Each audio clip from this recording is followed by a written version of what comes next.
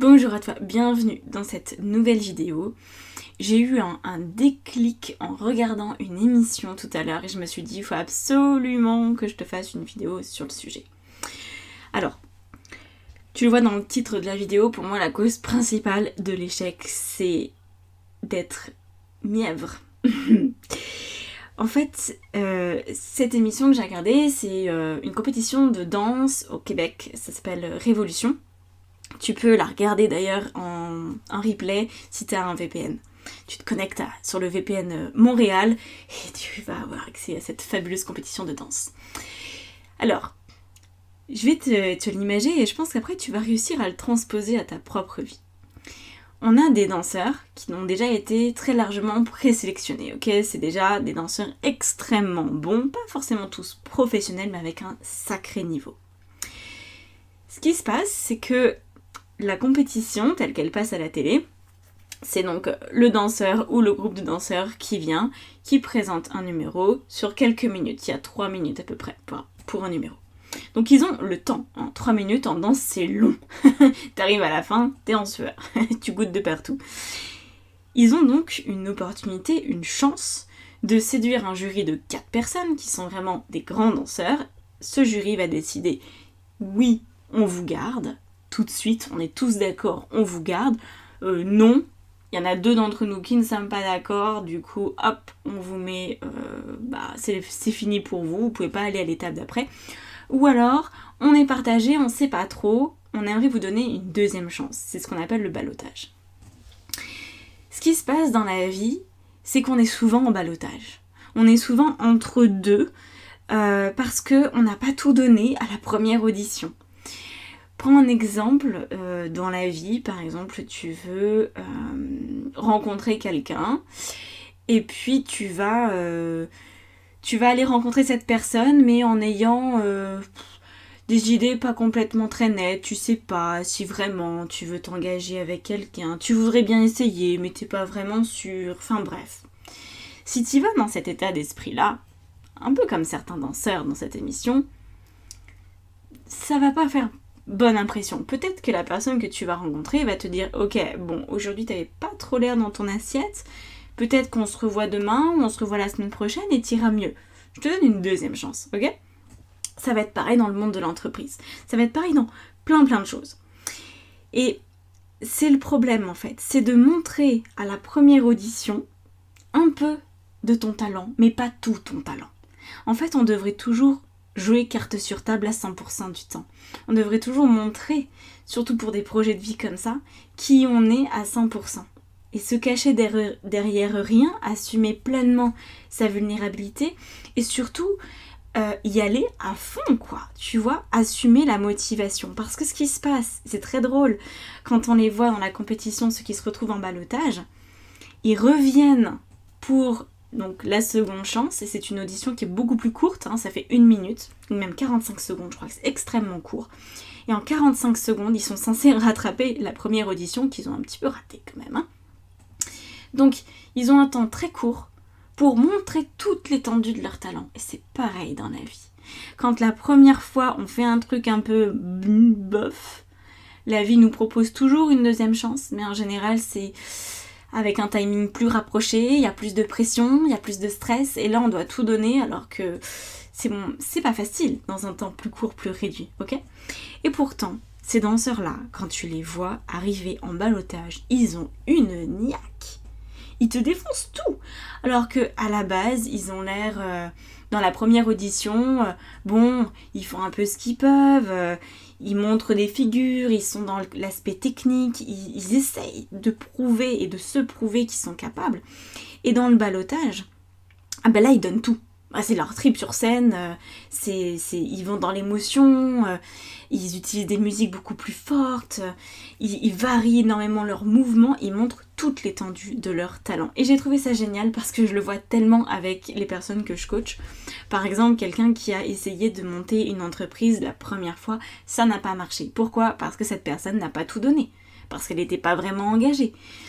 Et en fait, quand on perd ce dans quoi on s'est lancé, on se sent en danger dans ce moment-là. On se dit « Oh merde, ah là là, il aurait juste fallu que je sois un petit peu plus concentrée. » Juste que que je m'y prenne un peu mieux, juste que je m'organise un tout petit peu plus. C'est jamais une montagne hein, à gravir, c'est juste des détails, des points de détail, des choses. J'aurais dû faire mieux, je sais où j'ai raté, je sais ce que j'ai laissé passer, je sais là où j'ai procrastiné. Il ne s'agit pas de chercher la perfection, hein, il s'agit de reconnaître ses erreurs dans ce cas précis. Et donc en fait, les personnes qui arrivent en ballottage, elles veulent absolument passer à l'étape d'après, elles veulent aller avec ceux à qui on a dit oui du premier coup, et donc ça donne un truc, on a l'impression d'avoir un feu d'artifice devant les yeux, parce qu'on se dit waouh, mais d'où est-ce qu'ils sortent ça? Le premier numéro il était bof, là c'est extraordinaire, j'ai l'impression que c'est pas la même personne. Et ben en fait, soit cette personne-là, soit cette personne qui donne tout de suite, soit ce feu d'artifice, ne te cache pas, ne te minimise pas. Plus tu fais ça, plus tu perds du temps. Et plus tu perds du temps, plus la vie, dans sa grande générosité, parce que c'est comme ça que ça se passe, et heureusement, te donnera toujours d'autres opportunités, mais pas d'une façon forcément aussi équilibrée que la première fois. Ok ? Donc ça, c'est très important que tu le gardes en tête, parce qu'on peut avoir peur de se montrer, on peut avoir peur d'oser, on peut avoir peur d'investir et de s'investir. Mais est-ce que tu n'aurais pas plus peur de ne pas être pris dans la compétition de la vie? Même si c'est pas vraiment une compétition, mais tu vois, c'est... Ok, il y en a qui réussissent, pourquoi pas moi? C'est quoi le délire? J'ai pas moins de talent que quelqu'un d'autre? Tu vois? Et donc, si tu donnes tout, tu seras avec ceux à qui la vie elle a déjà dit oui, ok? C'est juste ça que je voulais vraiment te transmettre aujourd'hui, parce que ça me saute aux yeux moi tout le temps. Dans les accompagnements, on va avoir par exemple une femme, c'est le coup classique, hein, c'est très très régulier ce genre de situation dans ma clientèle, une femme qui veut se lancer, qui veut être à son compte, bon d'accord, bon, elle a le chômage pendant 2 ans parce qu'elle a démissionné, enfin elle a été en rupture conventionnelle, donc elle a 2 ans, un peu, bon, ça va, ça passe, j'ai le chômage pendant 2 ans, donc je construis ma structure, mais je me prends pas la tête, ça va pas être trop grave, j'ai du temps. 2 mois avant la fin des droits au chômage, alors elles vont commencer à réfléchir. C'est très inconscient, hein, mais c'est un des mécanismes qu'il faut pouvoir aussi vérifier et observer. C'est « Ah bon, mon mec, il m'a dit qu'il pouvait me soutenir financièrement, que j'ai pas à m'en faire de trop. Ok, donc c'est pas trop grave, je peux continuer comme ça. » Et en fait, on voit que dans leurs actions, c'est moyen. C'est moyen. Par contre, le jour où leur mec, pour une raison ou une autre, il dit « Bon, bah écoute, soit j'ai un projet perso, j'aimerais mettre de l'argent de côté, soit, là, en fait, je peux plus t'entretenir parce que j'ai une baisse de salaire, parce que je change de travail, etc. On va plus pouvoir fonctionner comme avant. » Là, coup de pression, mon gars. Ça faisait 2 ans et demi qu'elle attendait sagement pour se bouger les fesses. En l'espace de quelques semaines, elle va mettre en place les actions exactement les bonnes qu'il faut, qu'elle a en tête déjà depuis 2 ans, hein, mais qu'elle n'a pas mis en place parce qu'il n'y avait pas d'urgence. Et ça, c'est un grand problème, parce que quand tu es dans l'urgence, quand tu es dans le vrai danger, tu te bouges. Sauf que souvent, on attend que factuellement, on attend d'être en danger avant de bouger. Et ça, c'est le plus grand danger. C'est d'attendre le dernier moment. Donc ne fais pas comme ces danseurs qui attendent d'être en ballottage pour montrer au jury ce dont ils sont capables. N'attends pas comme certaines personnes, et je dis ça sans jugement, hein, j'ai aussi fait partie de cette bande-là, j'étais souvent en ballottage, mais voilà, je le vois, et ça fait de la peine, et surtout ça m'agace parfois. Parce que quand je vois le potentiel, le talent des personnes que j'accompagne, je me dis, mais bon Dieu, pourquoi? Et quand on creuse, il n'y a rien de très logique là-dedans, hein. C'est juste un petit peu de paresse, et juste qu'au niveau inconscient, la peur primaire, qui est du coup le danger imminent de « oh, je vais être à la rue », tant que ça c'est pas là, il n'y a pas beaucoup d'actions. Ou alors il y a des actions qui sont sans conséquences, c'est pas des actions majeures, ce sont des petits trucs, histoire d'enfiler des perles, parce qu'il faut bien faire quelque chose quand même. Mais on va pas vraiment lancer sa marque, on va pas vraiment lancer son entreprise, on va faire les choses un peu bon gré mal gré, une fois de temps en temps, dilettante. Et donc j'aimerais que tu te dises que tu t'es déjà pris un revers. J'aimerais que tu te dises que tu es déjà en danger. J'aimerais que tu te dises que tu es déjà arrivé à la fin de tes 2 ans de chômage. J'aimerais que tu te dises qu'il n'y a personne pour te soutenir financièrement. Et tu vas voir, oui, tu vas avoir peur, tu vas avoir les pétoches. Tu vas te dire, oh là là, merde, comment je fais, je vais pas avoir d'argent ce mois-ci. Oui, il y a effectivement une part de toi qui va commencer à s'angoisser pour ce truc. Mais tu vas avoir une autre part de toi qui est ta survie, qui va venir à la rescousse et qui va t'apporter exactement les solutions. Parce qu'en général, et c'est ça où c'est magique, c'est que pendant qu'on est en dilettante, on a des idées comme ci, comme ça, mais on met pas le doigt sur ce qui fonctionne vraiment. On passe un petit peu à côté des choses. Quand tu actives ton mode survie, je t'assure que les bonnes actions, celles qui vont marcher et celles qui sont alignées et efficaces, tu les vois. Hein. Tu passes en mode radar, focus, autofocus, j'ai envie de dire, tu fais la mise au point sur ce qui est important dans ta vie et tu te concentres là-dessus automatiquement, tu vois.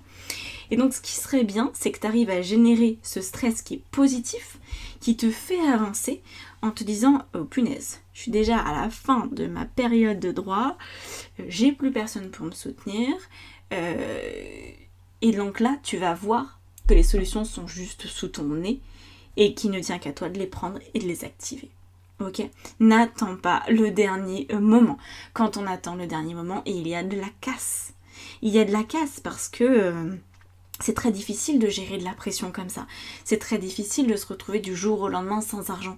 C'est très difficile de plus pouvoir se faire confiance. Ok ? Donc, essaye de te mettre dans cette ambiance-là, alors quand bien même que factuellement tout va bien. D'accord ? C'est vraiment ce que j'essaye de transmettre dans mes accompagnements, dans mes coachings, dans mes formations, notamment avec ta ressource, où on est vraiment dans la recherche de l'autonomie sur ces points-là, où en fait, le but pour moi, c'est pas que tu aies une épée de Damoclès au-dessus de la tête pour te dire « Oh là là, faudrait peut-être que je me bouge les cacahuètes », tu vois. C'est important de réagir avant cette échéance-là. Et il y en a plein qui vont se dire « Oui, mais j'attends de me sentir prête », mais ce moment-là n'arrivera jamais. En fait, il arrivera jamais. Voilà.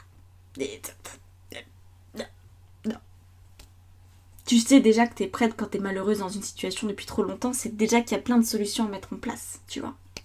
Donc, vas-y, suis les solutions qui sont là, et plus tu vas suivre les solutions qui sont là, présentes dans ta vie, moins tu vas avoir de casse, parce que plus ça va être progressif. Tu vois, au lieu d'attendre 2 ans ou 3 ou 10 super mal dans un taf à te dire mais bon Dieu, comment est-ce que je vais m'en sortir, et ben c'est progressivement de te dire ok, je vais chercher une autre formation, je vais aller me reconvertir, je vais trouver une nouvelle voie, je vais créer la structure qu'il faut pour y arriver. Et quand tu fais ça de manière très progressive, parce que tu sais que tu veux pas arriver à un moment où tu vas être en burn-out total, où tu vas être un vrai légume, où il va falloir te ramasser la petite cuillère pendant 1 an ou plus parce que tes neurones ils auront grillé, tu sais que tu veux pas en arriver là, donc tu prends tes précautions en amont. Parce que là, on parle potentiellement de plus avoir de sous, mais il y a aussi de ne plus avoir de santé. Hein, et les deux sont très très délicats à gérer dans notre monde. Donc, voilà. C'est vraiment, je voulais te dire, est-ce que tu veux rester avec les ballottages ou est-ce que tu veux être dans le clan des oui? Est-ce que tu veux être dans le clan de ceux qui passent à l'étape suivante? Et ça dépend tellement de toi. Tu le sais que ça dépend de toi, mais vraiment, si tu as peur de tout perdre, si tu as peur de perdre aussi cette opportunité, ce nouveau travail, cette main tendue, cette nouvelle relation, tu vas te réveiller, ton instinct de survie va apparaître, ok? Et ça n'a rien à voir avec la confiance. On peut avoir 0 confiance en soi, mais avoir de l'instinct, avoir de l'intuition. On peut se dire, oh là là, j'ai pas du tout confiance dans le fait que mon projet va réussir, mais en fait, je sens que je peux pas atteindre non plus le dernier carat pour me lancer. Et donc, une peur positive, constructive, prend le pas sur la peur qui te maintient dans ta zone actuelle. Donc ça, c'était vraiment ce que je voulais te dire. C'est comme ça qu'on retrouve sa puissance. Et moi, c'est ce qui me tient le plus à cœur, en fait. De te permettre de trouver ton autonomie. de n'avoir besoin de personne pour te motiver, que ta seule motivation, elle soit en toi. Voilà, parce que tu sais, tu conscientises, tu réalises ce qui se passe si tu continues un chemin dans lequel tu n'es pas bien. Ok ? Tu réalises les conséquences en termes de santé, en termes financiers, en termes matériels, en termes relationnels.